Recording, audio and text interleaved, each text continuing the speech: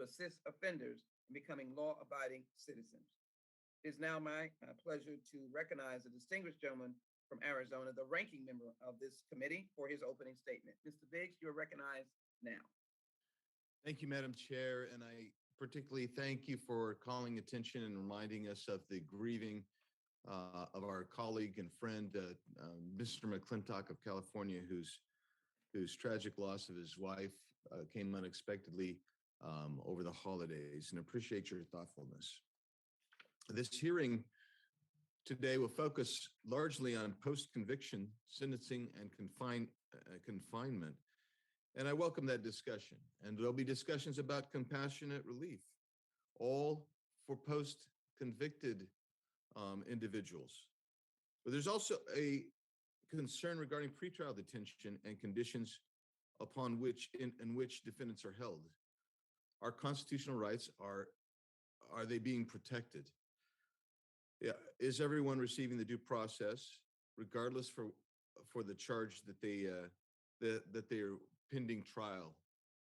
Are they waiting conclusion or the outcome of their case? On January 4th, I sent Chairman Nadler a letter requesting a hearing on the treatment of the January 6th defendants while in custody at the DC jail. I've yet to receive a response from the chairman. It's my position that the Judiciary Committee must investigate the horrific treatment of the January 6th defendants. Individuals being held at the DC jail are being punished for exercising constitutional rights while in custody. For instance, they're being held in solitary confinement for meeting with their attorneys. They're being forced to spend up to 23 hours a day in solitary confinement. And this has received actually a bipartisan rebuke. Senator Elizabeth Warren told the Washington Examiner, and I quote, "I do not believe in solitary confinement for extended periods of time for anyone," close quote. The ACLU has objected to the treatment of the January 6th defendants. Tammy Gregg, Deputy Director of the ACL National Prison Project, told the Washington Examiner, quote, "Prolonged solitary confinement is torture and certainly should not be used as a punitive tool to intimidate or extract cooperation. However, it does not start or stop with solitary confinement." I appreciate the chairwoman's comments about healthcare in the prison system. And what we have seen is that individuals that need healthcare in the DC prison have been denied that healthcare. And I'll mention that a little bit more in a minute. What's interesting about this pretrial detention is that most of the individuals that are in this situation have had no contact with the criminal justice system previously. They don't pose a flight risk. They meet all federal guidelines for pretrial release, but have been denied that release. They've been forced into rooms with human feces on the walls. One defendant was subjected to a strip search after meeting with his lawyer. When he asked for, quote, literature that authorized the strip search, close quote, the officers refused to answer. The officers then handcuffed that individual and put him in a dark room with a chair and maced him.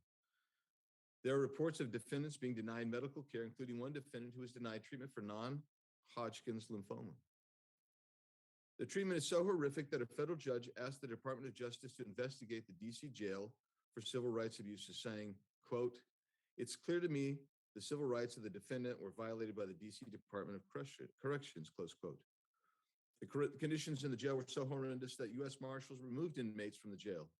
In their report, they stated that the facility did, quote, "not meet the minimum standards of confinement as prescribed by the federal performance-based detention standards," close quote. This is all being done to people who are innocent in the eyes of the law. They have yet to be convicted of a crime, but they're being treated as if they had been convicted of a crime. In fact, they're being treated worse than anybody who's been convicted of a crime should be treated. In America, we still adhere to the principle that you are innocent until proven guilty.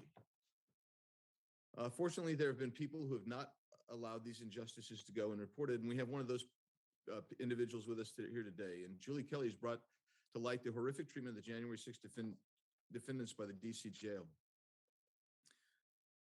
I just highlight something else that the chair said, and I appreciate her comments about compassionate release. Her comments focusing on compassionate release were directed to folks who've been convicted of a crime. But when you meet the federal guidelines for pretrial release, it is not compassionate, it is not due process, it is not fair or equitable to be confined in a prison, in a jail, with the conditions that many of these January 6th defendants await the outcomes of their cases. I'm glad that we have our witnesses here today. I'm glad we have an opportunity to put these issues on the table.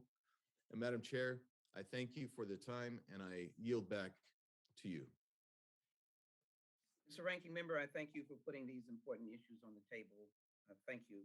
Now it's my privilege